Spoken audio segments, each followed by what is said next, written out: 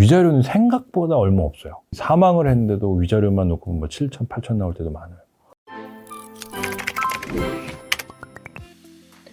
안녕하십니까. 제와이법무사무소 이재용 변호사입니다. 오늘도 영상 보시기 전에 좋아요, 구독 부탁드리겠습니다.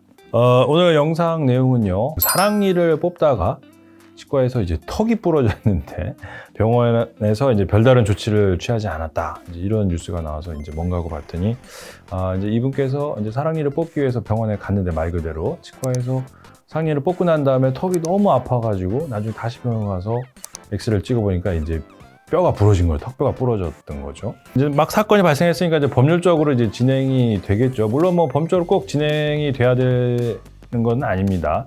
만약에 병원 측하고 환자 측하고 적절하게 원만하게 합의가 된다라고 하면 굳이 뭐 법률적인 소송이 안 갈 수도 있겠지만, 일단은 지금 상황에서는 갈 수 있는 경우가 맞죠. 그래서 환자 입장에서는 민사상, 형사상 법률적인 조치를 취할 수가 있습니다. 형사상으로는 그 의사를 상대로 업무상 과실치상이라는 혐의로 형사 고소를 할 수 있고, 민사적으로는 업무상 과실치상에 의해서 내가 신체적인 상해를 입은 거기 때문에 이에 대한 손해배상 청구를 할 수가 있어요. 근데 이제 기본적으로 형사 고소든 민사상 손해배상 청구든 그 의료인의 과실에 대한 이제 입증 부분이 쟁점으로 남게 되는데, 이제 환자분 입장에서 그 의료인의 과실을 입증한다는 게 어떻게 보면 거의 실질적으로 불가능에 가까울 수 있거든요. 그걸 어떻게 입증을 하겠습니까? 그래서 이제 법원의 판례의 변화는, 과거에는 이제 환자분한테 모든 그 의료상의 과실, 의료인의 과실을 입증하도록 입증 책임을 이제 부담을 지어줬는데, 점점 판례 경향은 이제 환자가 그걸 입증하는 부분의 정도를 굉장히 완화를 시켜줬어요. 그 환자 입장에서 나 멀쩡했다, 근데 그날 가서 사랑니 뽑았다, 근데 그 다음에 턱뼈가 부러졌다, 이 정도까지만 입증을 일단 하면 환자 입장에서는 입증의 정도를 이제 충족했다고 보고, 그 다음에는 이제 피고 의료인 측에 가야겠죠. 가서 도대체 왜 그러면은 턱이 부러진 거냐, 의료인의 과실이 없었던 거냐라고 이제 확인을 해야 되는 거고, 의료인 측에서 이래 해가지고 내가 잘못한 것 때문에 부러진 것이 아니다, 뭐 환자 어떤 선천적인 기형이 있다라거나 어떤 특징적인 부분이 있었다, 이제 이런 걸 입증해야 되는데 그게 이제 입증이 어려울 수 있죠. 그러면 이제 그 입증이 안 됐다, 실패했다라고 봤을 때는 이제 피고가 이제 패소에 대한 책임을 부담하게 되는 겁니다. 대표님이 보시기에는 형사랑 민사랑 묶어서 이렇게 소송을 한다거나 그런 방법들이 있잖아요. 네네. 어떤 방법으로 하는 게 제일 현명한 선택일까요?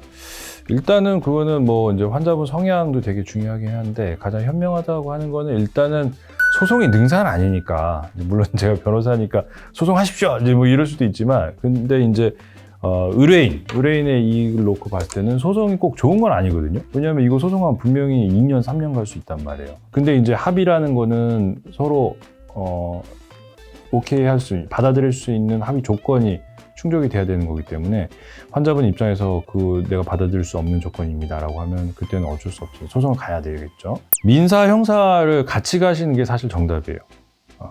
하지만 형사가 굉장히 중요하거든요, 이 사건은. 그래서 민사, 형사를 동시에 제기해도 거의 아마 민사는 스톱될 가능성이, 거의 중단될 가능성이 크고, 형사 진행되는 거를 보고 하자라고 해서 그걸 추정이라고 하는데, 민사소송은 추정될 가능성이 굉장히 높아요. 그래서 왜냐면은 형사에서 유죄 판결이 나오면 그걸 가지고 민사에서 과실을 인정하면 되니까 민사재판부도 굉장히 효율적으로 할 수 있거든요.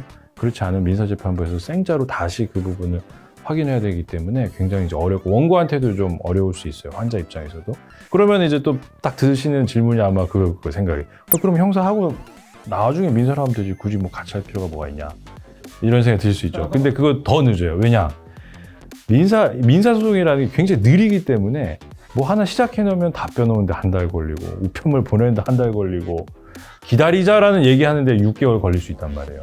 그래서 보통 이제 형사사건하고 민사사건 같이 진행되면 민사재판부에서 항상 스톱 딱 시켜요. 형사 나오는 거 보고 가자 이러면서 대부분 그렇게 돼요. 근데 그 스톱 하자고 하는 데까지 또 한 짧으면 3개월, 길면 6개월 걸리기 때문에 빨리 해놓는 게 맞기는 맞죠. 해놓고 기다리는 게 맞으니까. 네. 그런 의미에서 같이 하는 게 맞다는 거고. 이 피해자께서 소송이 이겼다라고 하면 어디까지 부담을 받을 수 있나요?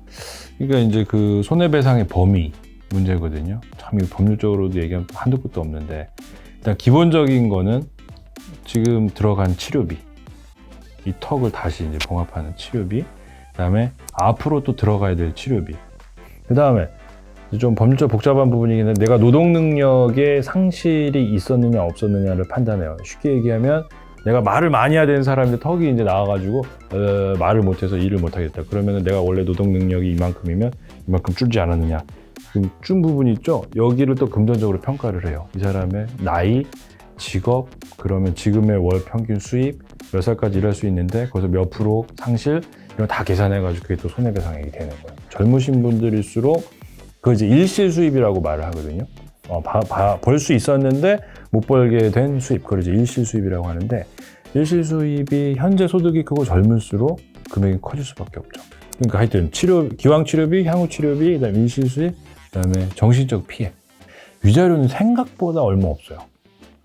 생각보다 높지 않아요. 그래서 뭐 사람이 사망을 했는데도 위자료만 놓고 뭐 7천, 8천 나올 때도 많아요. 법에서 딱 얼마 이건 없지만 여러 가지 정황을 보고 그것도 판단을 하는데 위자료는 생각보다 높지 않아요. 일단은 지금 이 피해자분한테 조언을 좀 해드린다면 본인의 피해가 어느 정도인지 정확하게 일단 파악하는 것도 중요하니까 뭐 변호사가 됐든, 손해사정사라는 직업도 있는데 손해사정사는 이제 그 피해 금액, 그 일실 수입이라도 이걸 계산할 때 좀 많이 도움을 주세요. 근데 어찌됐건 지금 이분 입장에서는 이제 내가 소송 갔을 때 어느 정도 승소할 수 있는지 금액을 먼저 한번 나름대로 정확하진 않겠지만 자체 평가를 한번 해보고, 소송을 할 때는 민사 형사 이제 동시에 진행을 하시는 게 맞는 거고, 정답은 아니지만 그게 이제 효율적이라고 보여요. 그리고 형사가 분명히 먼저 끝날 테니까 형사에서 나온 결과물을 가지고 민사에서 활용을 하시면 훨씬 더 소송을 쉽게 진행하실 수 있습니다. 오늘 이제 뉴스를 보면서 변호사로서 들었던 생각